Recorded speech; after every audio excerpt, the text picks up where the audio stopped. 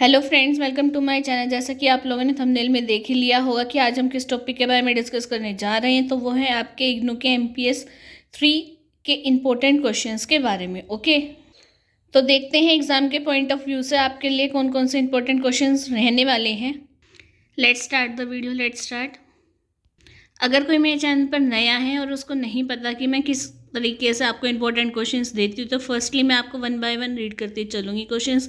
Then उसके बाद मैं आपको एक पैटर्न दूंगी जिसके अकॉर्डिंग आपको क्वेश्चंस कंप्लीट करने हैं अपने एग्जाम के पॉइंट ऑफ व्यू से। ओके, तो let's start the video, let's start.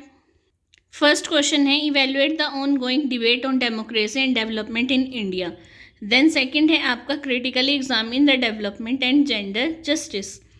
Third के मैंने आपको पार्ट्स दे रखी है। फर्स्ट है इसमें political participation in India. Then है आपका ह्यूमन डेवलपमेंट। देन है rural and urban migration. Then आपका आता है gender and development. Okay, then fourth में भी मैंने आपको पार्ट्स में डिवाइड कर रखा है। फर्स्ट है working of federal system in India. Then peasant movement in India. Then आपका आता है nature of class inequality in India. फिर आपका फोर्थ आता है द तेभगा मूवमेंट। फिर आपका आता है न्यू सोशल मूवमेंट। फिर आपका आता है fifth question, what is ethnicity, discuss the main cases of ethnicity in India. फिर आपका आता है sixth, make a critical assessment of the nature of caste inequality in India. Okay, seventh आता है analyse the concept of identity politics in India. Then eighth आपका आता है discuss the role of bureaucracy in its relation with executive and legislature. Then आपका आता है ninth, analyse the role of the interest groups in the functioning of democracy. Then 10 के भी parts मैंने बना रखे हैं। फर्स्ट है इसमें describe the evolution of religious politics in India and its consequences. Then second है analyse the process of transformation the sphere of politics in post 1967 India. Okay, फिर है आपका critically analyse the political economy approach to development. फिर आता है 73rd and 74 constitution amendment के ऊपर आपको बताना है। देन 11th क्वेश्चन है आपका, what was the debate on control and planning at the time of independence. Then 12th question है analyse the role of media in shaping public policy and opinion. Then 13 है judiciary is the most effective organ for safeguarding the rights and interest of the citizens, discuss. Okay, फिर है आपका 14th, discuss the evolution of socialist thinking in the Indian constitution. फिर आपका 15 का first, critically evaluate the role of civil society in the era of globalisation. Then second आता है democracy is a good governance.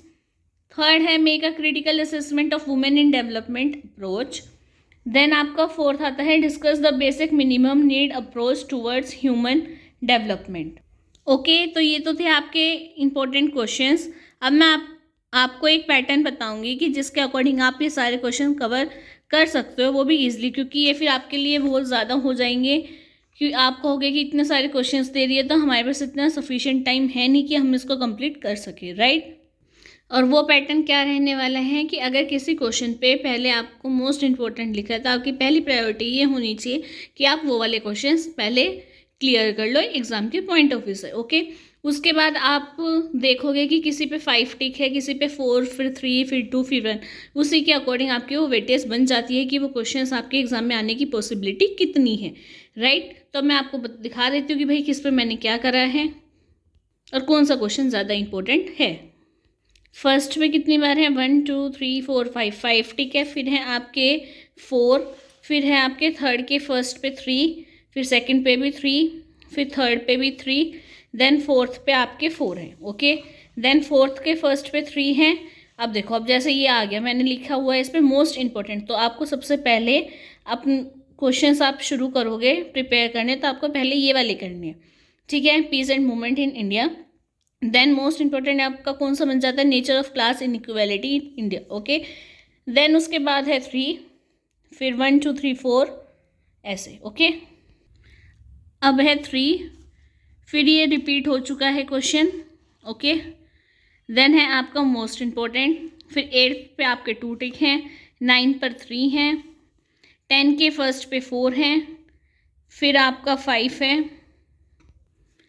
फिर आपका 3 हैं, फिर 4 हैं, फिर 11 पे आपका 4 है, फिर आपका आता है 12 पे मोस्ट इम्पोर्टेंट, देन 13 पे आता है 3 टिक, देन 14 पे है 4, फिर 15 के फर्स्ट पे है 3, फिर 2, फिर आपके फोर्थ पे 4। ओके, आई होप अब आपको समझ में आ गया होगा कि मेरे को पहले कौन से क्वेश्चंस अटेम्प्ट करने हैं, कौन से मोस्ट इम्पोर्टेंट हैं। ओके, आई होप अब आपकी सारी क्वेरीज सॉल्व हो गई होगी। अगर अभी भी कोई क्वेरी है तो आप इस वीडियो के कमेंट सेक्शन में लिख देना, ताकि मैं आपके एग्ज़ाम से पहले वो क्वेरी सॉल्व कर सकूं। ओके, अगर आपको कोई और सब्जेक्ट के भी इंपॉर्टेंट क्वेश्चन चाहिए तो आप इस वीडियो के कमेंट सेक्शन में लिख सकते हो।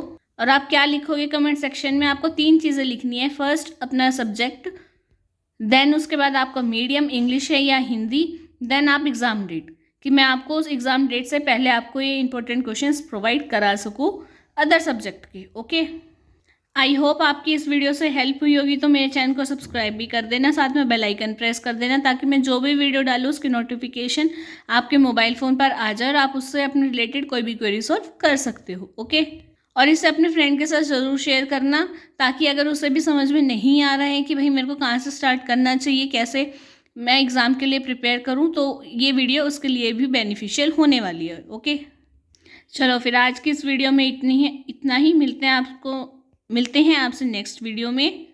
तब तक के लिए bye. Thanks for watching my video.